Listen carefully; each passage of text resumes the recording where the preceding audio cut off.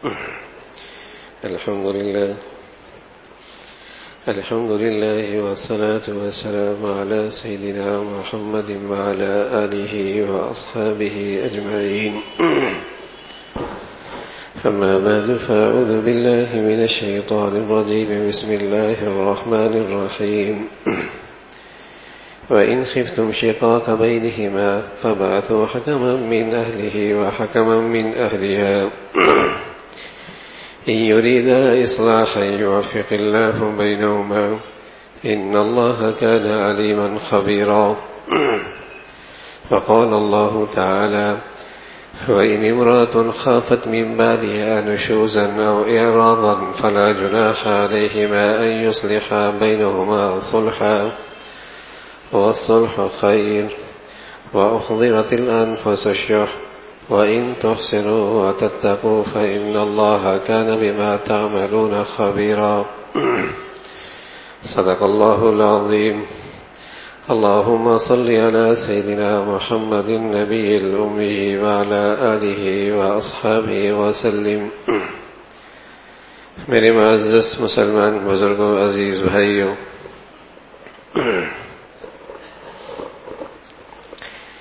اللہ کے حبیب صلی اللہ علیہ وسلم جو زندگی لے کے آئے، جس کا عنوان اسلام ہے،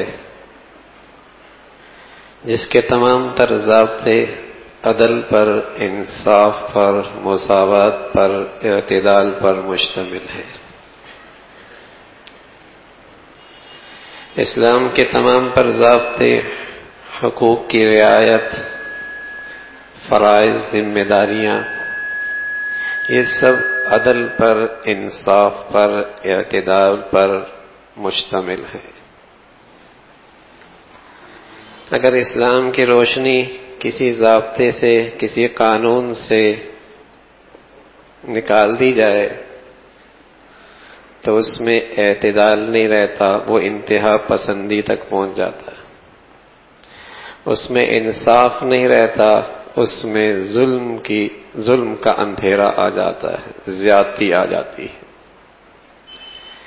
ایک اسلام ہی ایسا دستور زندگی ہے جس میں کسی کے حقوق پامال نہیں ہوتے. باقی دنیا میں انسانوں کے بنائے جتنے ضابطے ہیں، ایک کے حقوق کی ادائیگی ہے، دوسروں پہ ظلم ہے. بظاہر نقشہ ہے عدل کا، لیکن حقیقت میں وہ انتہا پسندی کی جگہ ہے.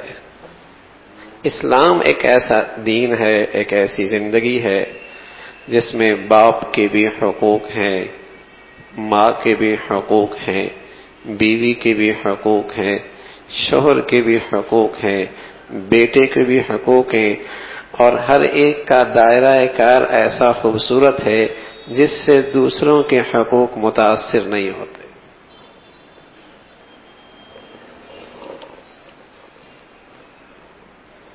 زندگی کا ایک سفر ہے میاں بیوی کا. اس میں زندگی کے کچھ مراحل ایسے آ ہی جاتے ہیں جہاں رنجش، کشیدگی اس گھر کی زندگی میں کہیں سے آ ہی جاتی ہے. رنجش پیدا ہو گئی، کشیدگی آ گئی. یہ گھر کی زندگی سارے تمدن کی بنیاد ہے. اگر یہاں ظلم شروع ہو گیا تو پھر معاشرے کو ظلم سے کوئی نہیں روک سکتا. یہاں ناانصافی شروع ہو گئی تو معاشرے کو ناانصافی سے کوئی نہیں روک سکتا. گھر کی زندگی میں جھگڑوں کا سلسلہ شروع ہو گیا تو پھر معاشرے کو، سوسائٹی کو جھگڑوں سے کوئی نہیں بچا سکتا. گھر بگاڑ ہے سارے معاشرے کے بگاڑ کا. گھر سنورا، سوسائٹی سنوری، گھروں سے انصاف نکلے تو پھر معاشرے میں انصاف زندہ ہوتا ہے. گھر کی زندگی سارے معاشرے کی پہلی اکائی ہے. یہاں میاں بیوی کی زندگی کا ایک سفر ہوتا ہے. بیوی کے بھی حقوق ہیں، شوہر کے بھی حقوق ہیں. اسلام سے پہلے اس صنف نازک پہ بہت ظلم ڈھایا جاتا تھا. اس کے حقوق پامال کیے جاتے تھے. جب اسلام آیا تو حکم دیا وَلَهُنَّ مِثْلُ الَّذِي عَلَيْهِنَّ بِالْمَعْرُوفِ، ان عورتوں کے بھی حقوق ایسی ہی ہے جیسے ان عورتوں پر مردوں کے حقوق ہیں۔ جو ایک مرد کو انسانیت کی بنیاد پر حقوق حاصل ہیں، ایسے یہ حقوق ایک عورت کو بھی حاصل ہے۔ دائرہ کار الگ الگ ہے لیکن حقوق میں مساوات ہے۔ دونوں کی عزت، آبرو، جان، مال بہت قیمتی ہے۔ وَلَهُنَّ مِثْلُ الَّذِي عَلَيْهِنَّ بِالْمَعْرُوفِ۔ تو گھر کی زندگی میں، یہ گھر کی زندگی، حضرت شبیر احمد عثمانی رحمۃ اللہ علیہ فرمایا کرتے تھے کہ گھر کی زندگی دنیا کی جنت ہے اگر میاں بیوی ایک ہیں اور نیک ہیں۔ گھر کی زندگی دنیا کی جنت ہے اگر میاں بیوی ایک ہیں اور نیک ہیں۔ نیک وہی شخص ہو سکتا ہے جو اپنے بیوی کا حق بھی پامال نہ کرے، اپنے مولا کا حق بھی پامال نہ کرے۔ وہی عورت انصاف پہ کھڑی ہو سکتی ہے جو اللہ کا حق بھی ضائع نہ کرے، اپنے شوہر کا حق بھی پامال نہ کرے۔ تو دنیا کا یہ گھر جنت ہے اگر میاں بیوی ایک ہیں اور نیک ہیں۔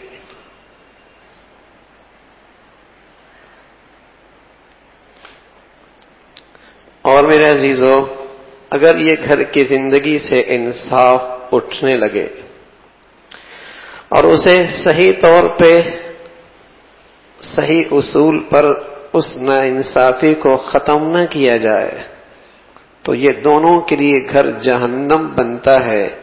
بلکہ بس اوقات یہ گھر کی بے اصولی اور یہ گھر کی ناانصافی خاندانوں میں، قبیلوں میں، نسلوں میں قتل و غارت کا سلسلہ شروع ہو جاتا ہے۔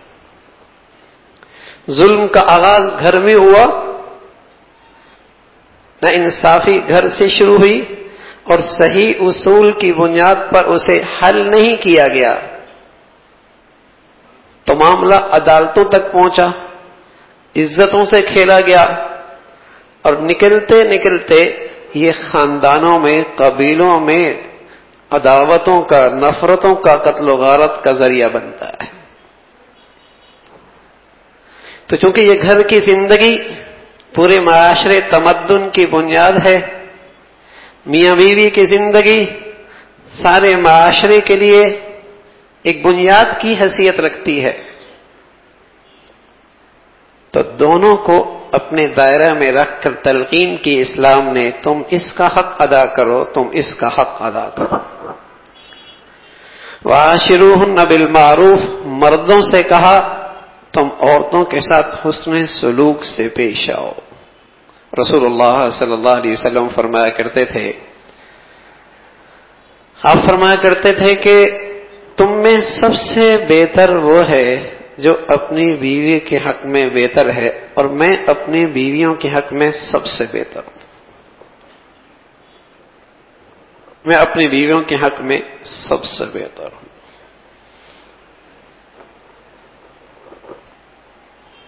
اب علیہ الصلوۃ والسلام جب گھر تشریف لاتے تو عائشہ رضی اللہ عنہا فرمایا کرتی تھی کہ آپ کے چہرے پہ ہمیشہ مسکراہٹ ہوا کرتی تھی، ہنستے مسکراتے چہرے کے ساتھ گھر میں تشریف لایا کرتے تھے۔ وَلَهُنَّ لِبَاسٌ لَكُمْ وَأَنْتُمْ لِبَاسٌ لَهُنَّ، ہن لباس لکم وانتم لباس لہن، عورتوں سے کہا تم مردوں کا لباس، اور مردوں سے کہا عورتیں تمہارا لباس۔ لباس میں خوبی ہوتی ہے، وہ آدمی کا حسن نکھار دیتی ہے، خوشنما اچھا لگتا ہے لباس میں۔ تو عورت کی زندگی ایسی پاک دامنی کی ہو کہ اپنے شوہر کی عزت کو بڑھا دے، اور مرد وہ مرد ہے جو اپنی بیوی کی عزت کو بڑھا دے۔ پھر لباس میں ایک ہے کہ جسم پہ جتنے کمیاں کمزوریاں ہیں لباس اسے چھپا دیتا ہے.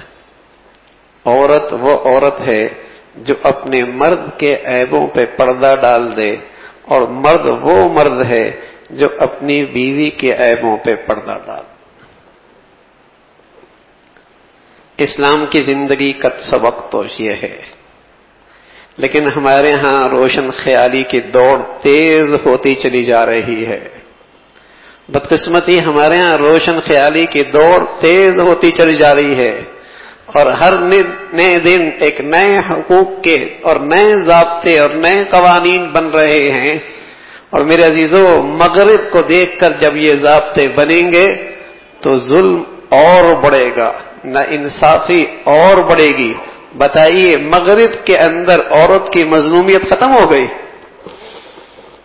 جنہیں دیکھ کر ہم ضابطے تر ضابطے بنائے جا رہے ہیں، آوارگی نہیں ختم کریں گے، فحاشی نہیں ختم کریں گے، عریانی نہیں ختم کریں گے، مرد عورت کا اسلام کا بتایا وہ دائرہ کار تقسیم نہیں کریں گے، مغرب کے طرز پہ عریانی کو بڑھائیں گے، ضابطے بھی انہی کے بنائیں گے، تو پھر تو میرے عزیزوں عورت کی مظلومیت نہیں ختم ہو سکتی. عورت کی مظلومیت کو ختم کیا ہے تو محمد الرسول اللہ. حقوق دیے ہیں، تحفظ ملا ہے اسلام کے دامن میں. اس عورت کو تحفظ ملا ہے، حقوق ملے ہیں، گھر بنا ہے، سنورا ہے اسلام کے سائے میں. اور گھر کی چار دیواری سے اسلام کے ضابطے کو نکالا تو میرے عزیزوں گھر جہنم بن جائیں گے، اور بنتے چلے جا رہے ہیں. پتہ نہیں اس قوم کو کس رخ پہ ہمارے بدعمالیوں سے یہ طبقہ ڈالنا چاہ رہا ہے.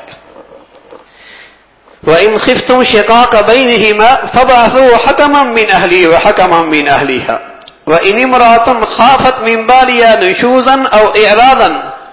فرمایا اگر اس زندگی کے اس سفر میں اگر رنجش پیدا بھی ہو جائے، أَن يُصْلِحَ بَيْنَهُمَا صُلْحًا، میاں بیوی خود ہی کسی نہ کسی حق پہ سے دستبردار ہو کر آپس میں صلح کر لے، گھر کی بات باہر نہ نکلے.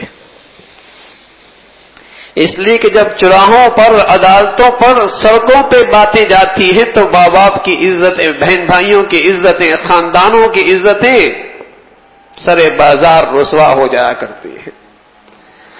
سرے بازار عدالتوں میں رسوا ہو جایا کرتی ہیں. اگر رنجش ہو بھی گئی، ان یصلح بین، خود ہی آپس میں بیٹھ جائے، صلح کر لے. اور حکم دیا، مرد سے کہا وَإِن تُحْسِنُوا وَتَتَّقُوا فَإِنَّ اللَّهَ كَانَ بِمَا تَعْمَلُونَ خَبِيرًا. اگر تو ساری کمیوں، مرد ہے تو اس کی ساری کمزوریوں کے باوجود بھی تو اسے اپنے ساتھ برداشت کرتا ہے اور اچھا سلوک کرتا ہے، تو یہ خیال رکھنا یہ تیرا حسن سلوک ہماری نظروں میں ہے. سبحان اللہ. یہ یاد رکھنا کہ تمہارا یہ حسن سلوک ہماری نظروں میں ہے. اور پھر ہم اپنے شائن شان دیا کرتے ہیں، ہم وہ دیں گے، وہ عطا کریں گے کہ تیرے تصور میں بھی نہیں ہوگا. وَإِنْ خِفْتُمْ شِقَاقَ بَيْنِهِمَا، اور معاملہ اگر گھر میں سلجھ نہیں رہا، عورت کی طرف سے زیادتی ہے یا مرد کی طرف سے تشدد ہے اور وہ باز نہیں آ رہا، فرمایا پھر بھی ایک قدم آگے بڑھا لو، خاندان تک بات لے کے جاؤ، سڑکوں پہ اور بازاروں میں چوراہوں تک بات پھر بھی نہ لے کے جاؤ. خاندان کے کوئی صاحب بصیرت شخص ہو، سمجھدار آدمی ہو، ایک ادھر سے مقرر ہو، ایک ادھر سے مقرر ہو. اگر ان کی نیتیں ٹھیک ہیں، ارادے ٹھیک ہیں، گھر بسانا چاہیں گے، یوفق اللہ بینہما، اللہ ان دونوں کے درمیان اتفاق پیدا کر دے گا. اور اگر اسلام کی روشنی کے بغیر ضابطے، قوانین، پالیسیاں بننے لگ جائیں گی تو آگ اور بھڑکے گی. آگ اور بتائیے، کسی مرد کو گھر سے 2 دن کے لیے نکال دیا جائے، پھر اس گھر میں وہ گھر میں مرد بن کے رہے گا. کیسے ناعقمت اندیش ہیں، کیسے بے بصیرت ہیں، کیسے اگلے درجے کے اندھے لوگ ہیں. لیکن سچ ہے میرے عزیزو، جب گناہوں کی زندگی، فحاشی اور رجانے کی زندگی کو یہ رواج دیتے ہیں تو ان کے عقلوں پہ ظلمت کے پردے چھا جاتے ہیں، عقلوں پہ ظلمت کے پردے چھا جاتے ہیں۔ یہ تو نفرتوں کی آگ بھڑکا رہے ہیں، قوم کو سبق پڑھاتے اعتدال اعتدال اعتدال، اور خود انتہا پسندی پر، خود ضابطے قوانین پاس کراتے انتہا پسندی پر۔ جہاں اسلام کی روشنی کسی ضابطے سے نکلے گی اس میں ظلم ہوگا، انتہا پسندی ہوگی۔ اسلام کے پاس سبق ہے اعتدال کا، برابری کا، مساوات کا، انصاف کا۔ اگر اس کا دامن چھوٹا تو پھر ظلم کے قوانین بن رہے ہیں، یہ ناانصافی کے ضابطے بن رہے ہیں۔ اس سے حقوق نہیں ملا کرتے۔ حقوق قوم کے اندر زندہ ہوتے ہیں، فرائض کی فکر ہوتی ہے جب قوم کو میرے نبی کے شریعت کے مطابق اس کی تربیت ہو۔ ادھر تو آوارگی بڑھائے، بے حیائی اور فحاشی بڑھائے، لقمہ حرام کی شکلیں بڑھائے، قوم کو بےہودگی کی طرف لے کے جائے، اور پھر امید رکھے کہ شوہر بیوی کے حقوق ادا کرے اور بیوی شوہر کے حقوق ادا کر سکے، یہ ناممکن ہے۔ اللہ کا حبیب صلی اللہ علیہ وسلم جب دنیا میں تشریف لائے تو دنیا اسی انداز سے بے آوارہ ہو چکی تھی، لیکن جب آپ نے اس انسانیت کو سنوارنا چاہا، اس کی سوسائٹی کو بنانا چاہا، اس کے گھروں کو آباد کرنا چاہا، تو آغاز کہاں سے کیا؟ سبق کیا پڑھایا؟ آغاز کہاں سے کیا؟ سبق کہاں سے پڑھایا؟ یہ انسان کو سنوارو، انسان کو سنوارو، میرے نبی کی شریعت کی سانچے میں اسے ڈھالو، پھر دیکھو تمہارے قانون کی رسائی ہو یا نہ ہو، کسی انسان کی نظریں پہنچے یا نہ پہنچے، یہ پھر بھی خلوتوں میں تنہائیوں میں اپنے بیوی کی حق تلفی نہیں کرے گا، پھر بھی حق تلفی نہیں کرے گا۔ لیکن ظالموں کے ہاتھوں سے اگر قوانین اور ظالمانہ قوانین بنتے چلے گئے تو یہاں تو گھر اجڑتے ہی چلے جائیں گے، نسلیں برباد ہونا شروع ہوں گی، اور یہ قتل و غارت خاندانوں تک پھیل جائے گی۔ وَإِنْ خِفْتُمْ شِقَاقَ بَيْنِهِمَا وَإِنِ امْرَأَةٌ خَافَتْ مِنْ بَالِهَا نُشُوزًا أَوْ إِعْرَاضًا، قرآن نے یہ 3-4 آیتیں اسی موضوع پہ بھیجی ہیں کہ اگر گھر کی زندگی میں کہیں رنجش آ گئی، آپس میں بد اعتمادی شروع ہو گئی، آپس میں کوئی رائے میں اختلاف ہو گیا، اب میاں بیوی کو اسلام نے سبق دیا ہے، تم برداشت کر لو، تم صبر کر لو، تم اپنے حق سے بس دستبردار ہو جاؤ، تم اپنے حق سے دستبردار ہو جاؤ۔ اور اگر یہ بھی ممکن نہیں ہے، جدائی ہی ہے، تو فرمایا فَإِمْسَاكُمْ بِمَعْرُوفٍ أَوْ تَسْرِيحٌ بِإِحْسَانٍ، مرد سے کہا اچھی طریقے سے رکھو، نہیں رکھ سکتے لیکن اگر چھوڑنا بھی ہے تو دشمنی کے جذبات، نفرتوں کے جذبات نہیں، ایسے اچھے انداز سے کہ نفرتوں کی بو اور عداوت کے سلسلے پھر بھی شروع نہ ہوں، اچھے انداز سے اسے رخصت کر دو۔ وہ بھی طریقہ بتایا ہے، لیکن نفرتوں کی آگ نہ بھڑکنے پائے، عداوتوں کا سلسلہ شروع نہ ہو، کیونکہ یہ گھر تک پھر نہیں رہتا، یہ پھر خاندانوں تک، قبیلوں تک سلسلہ جا نکلتا ہے۔ تو گھر کی زندگی، عورت کو اگر تحفظ ملا ہے، حقوق ملے ہیں، تو رسول اللہ صلی اللہ علیہ وسلم کے لائی ہوئی شریعت کی بدولت ملی ہے۔